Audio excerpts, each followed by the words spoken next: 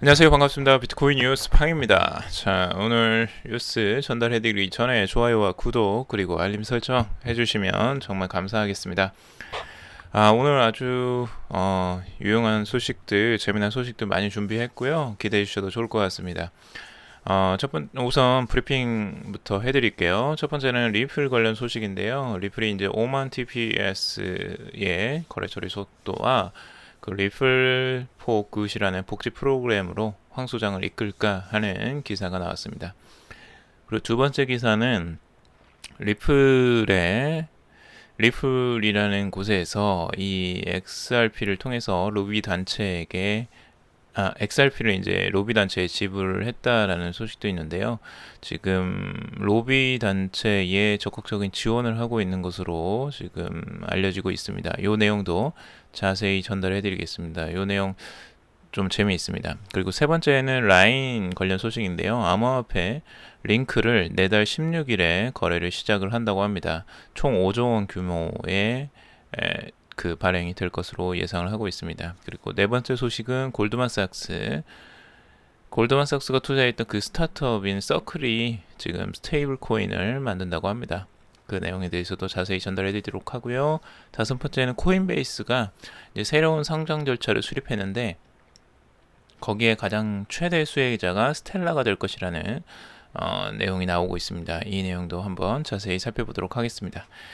자, 첫 번째 소식부터 먼저 전해드리도록 할게요. 지금 첫 번째는 리플 관련 소식인데요. 리플이 이제 웹사이트를 재정비를 했고 여기에서 지금 리플의 빠른 속도와 확장성을 다시 한번 지금 부각을 시키고 있습니다. 지금 리플에서 제시하는 거래 처리 속도가 1초당 이제 1,500건의 거래 처리가 가능하다고 해요. 그런데 이제 앞으로의 트랜잭션이 비자와 거의 동일한 최대 초당 5만 회의 트랜잭션 처리 능력이 가능하다고 지금 자부를 하고 있는데 이 내용이 앞으로 그 엑스래피드나 뭐 이런 것들 새로운 신기술들이 나오면서 가능할 수도 있을 것으로 지금 예상이 되고 있습니다. 그래서 이 부분 정말 처리 속도가 이 정도가 나온다면 굉장히 획기적으로 빨라지는 건데요. 이럼으로써 확장성을 더욱더 크게 가져갈 수 있겠죠. 그래서 이것에 대한 기대감들이 굉장히 커져가고 있다라는 거고요. 두 번째 리플에 관련된 또 다른 소식은 리플인지 사회복지 프로그램 리플 포 굿이라는 그 프로그램을 시작을 한다라는 겁니다. 그래서 지금 현재 원래 리플에서는 지금 그 복지와 관련된 내용들을 지금 많이 부각을 시키고 있는데 현재 그 리플의 공동 창립자 크리스 라센이 이 세계화를 위한 리플의 복지 프로그램에 앞장설 것이다라고 하면서 이 리플의 공식 홈페이지를 보면 이제 프로젝트 목적이 이제 교육 그리고 재정적 기반 지원이라고 소개를 하고 있어요. 그래서 교육 프로그램으로는 이제 과학 기술 그리고 공학 그리고 수학 뭐 이런 것들을 교육하는 그런 것들이 있고요. 핀테크 관련 교육 및 재무 활용에 초점을 맞춘다고 합니다. 현재 벌써 888억 원이 모였어요. 이 모금이 어마어마합니다. 지금 현재. 그래서 리플의 브랜드와 그 영향력이 얼마나 큰지를 좀 알 수 있는 것 같아요. 그래서 모금액만 벌써 888억 원이 모였고 앞으로 8천만 달러죠. 그리고 앞으로도 2,500만 달러를 더 추가 모금할 예정이라고 그래요. 그래서 거의 이제 어 1,000억 원 가까이가 되겠죠. 277억 원을 더 모은다면 그래서 1,000억 원이 넘는 금액을 실제로 이 복지 프로그램에 사용할 것으로 보여집니다.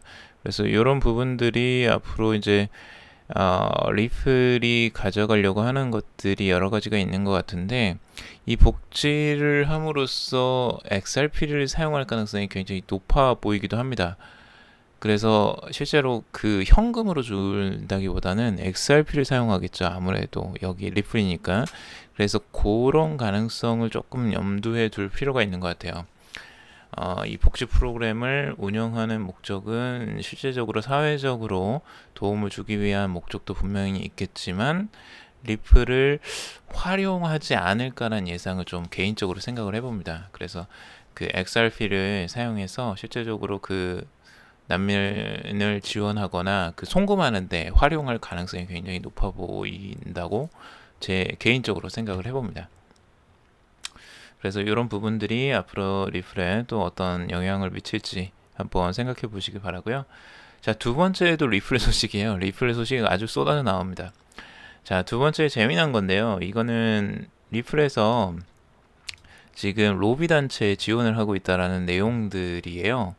그래서 지금 현재 이제 워싱턴 DC, 그러니까 우리 그 정부와 관련된 정치와 관련된 이제 워싱턴 DC의 로비 단체를 이제 지원을 해준다고 하는데요. 여기가 재미난 게 그 SAIV라고 해서 Securing America's Internet of Value Coalition이라고 되어 있죠. 이게 이제 그 리플과 관련된 단체로 지금 보여지고 있어요. 리플웍스 파운데이션을 후원하고 있다는데 여기에 들어가 있는 게 코일 그리고 하드약 그리고 여기 폴리사인이라고 되어 있는데 이 업체들이 지금 여기에 들어가 있다는 거예요. 대부분이 리플하고 관련돼 있다라고 볼 수 있는 게 첫 번째 코일이 이 설립자가 있는데요. 설립자가 CTO, 포머 CTO, 그러니까 예전에 CTO, 리플의 포머 CTO예요. 그러니까 리플의 전 CTO죠. 이 스테판 토마스라는 사람인데 이 사람이 설립한 곳이라는 겁니다. 그래서 리플과 밀접한 관련이 있어 보이고요. 그리고 하드 야카라는 요것도 이 리플을 통해서 선불 결제하는 그런 카드, 선불 카드 같은 것들을 만들어내는 그 작업을 하고 있는 회사라고 보면 됩니다. 그러니까 이런 회사들이 지금 여기 그 로비 단체에 소속이 되어 있다라고 볼 수 있을 것 같고요. 여기에서는 적극적으로 지금 정치, 의회 이런 정책 위반자들이 이제 신기술들을 시험하고 글로벌 금융 전환의 필요성을 충족시키기 위해서 이제 규제 체제와 이것들을 이제 바꾸려고 노력을 하는 것으로 보여집니다. 그래서 SAIV라는 이 곳을 통해서 앞으로 어떤 일들을 지금 벌이려고 하는지 이게 기대가 되는데 주요적으로는 지금 이를 위해서 정부의 이제 금융 기술 그리고 기술 및 이제 금융 서비스와 관련된 문제에 초점을 맞추고 이제 오라클을 고객으로 가지고 있는 이제 초당적인 로비샵인 크레인 그리고 존슨 그룹을 이제 고용을 했다고 해요. 이게 여기에 크레인과 존슨이 설립을 한 게 이제 상원의원이에요. 정컨이라는 상원의원과 척 슈머라는 상원 의원에 의해서 설립된 곳이에요. 그러니까 참 미국은 정말 이 자본주의에 참 특화되어 있다라는 부분을 볼 수가 있죠.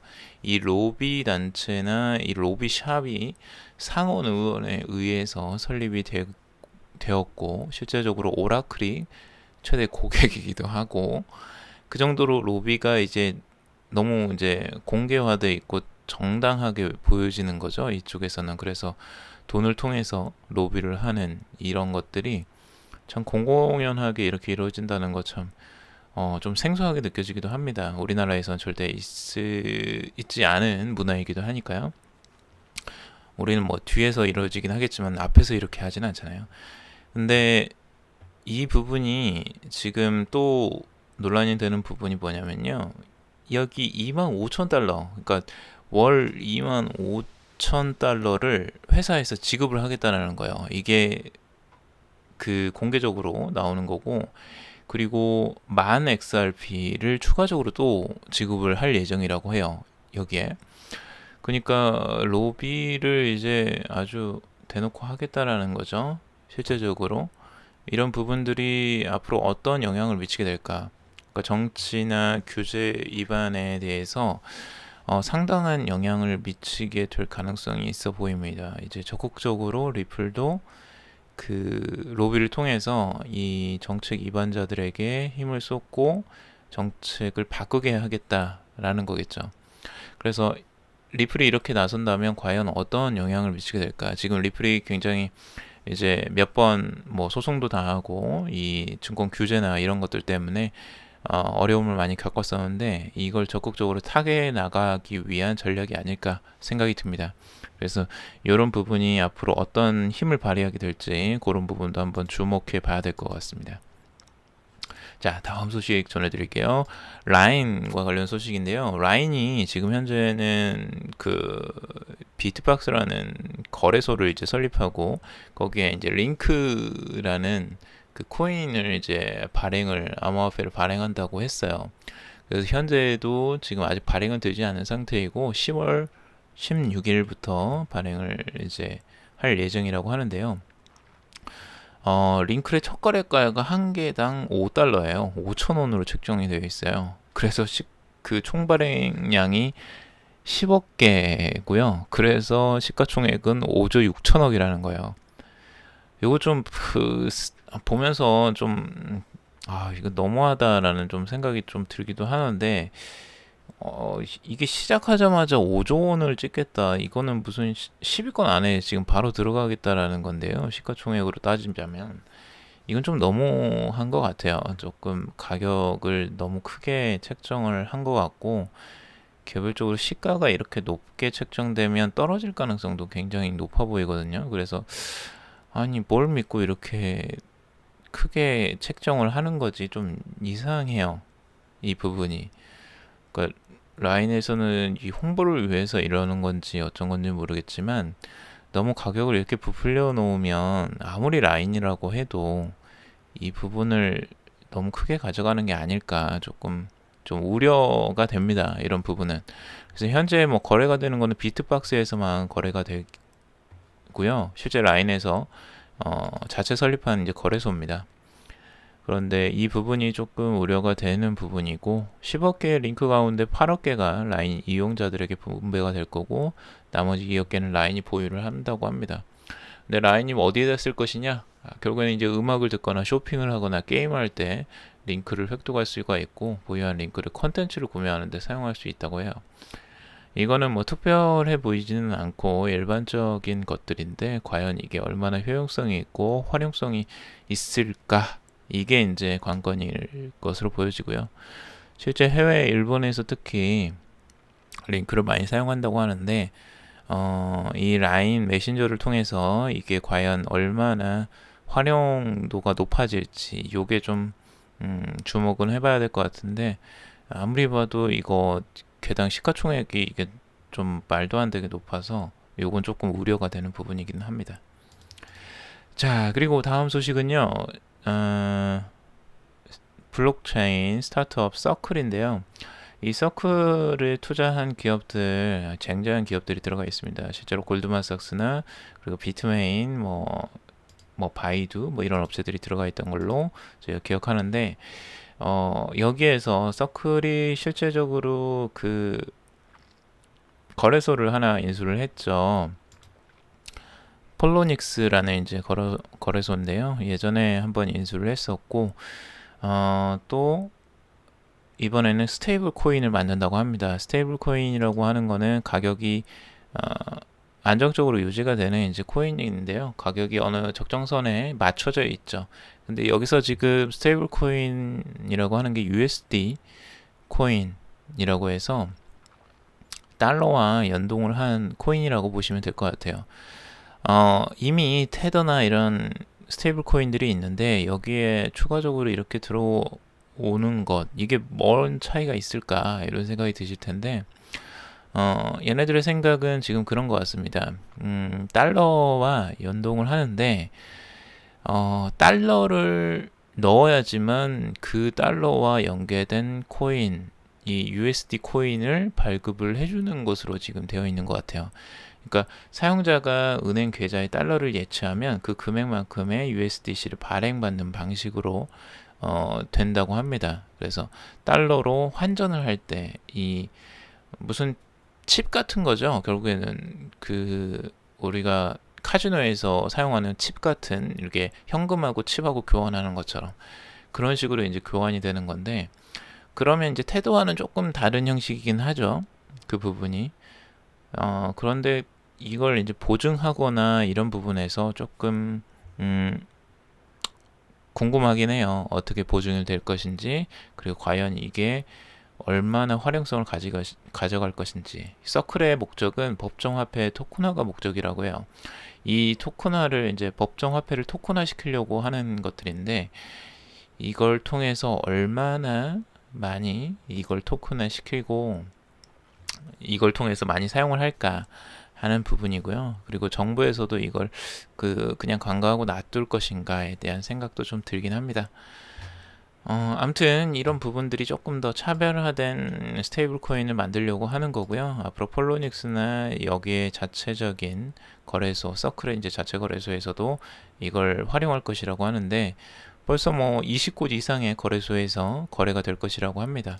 그래서 이 부분도 한번 지켜보시고요. 다음 소식인데요. 이것도 조금 재미난 건데, 미 코인베이스에서 새로운 상장 절차를 수립한다라고 했어요. 그래서 이 상장 절차를 통해서 좀 더 확장적으로 코인들을 상장할 수 있게 그 절차를 바꾼다고 하는 건데요. 이것 때문에 떠오르는 게 지금 리플이었어요.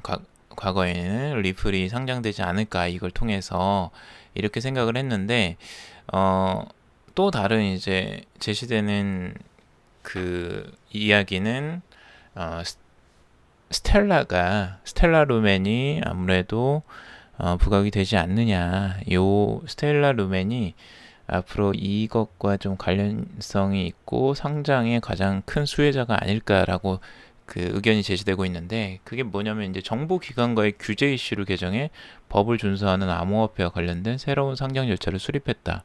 아무래도 리플은 이 부분에 대해서 조금 그 논란이 있기 때문에 코인베이스도 그거에 대해서 조금 고려를 할 것이다. 대신 지금 코인베이스는 이 스텔라와 관련돼서 이미 한번 발표를 한 적이 있습니다.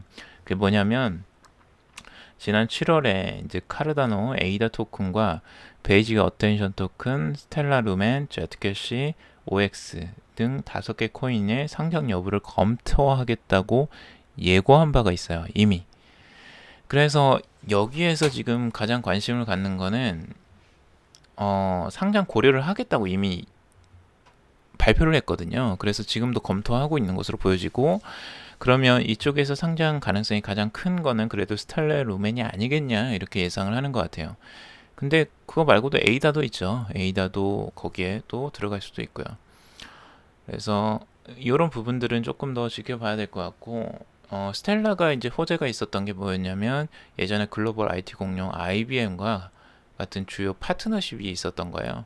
그래서 IBM과의 연계된 그 파트너십을 통해서 앞으로도 또 그런 확장성이 또 있지 않느냐, 이런 부분에 대해서 기대를 하는 것 같습니다.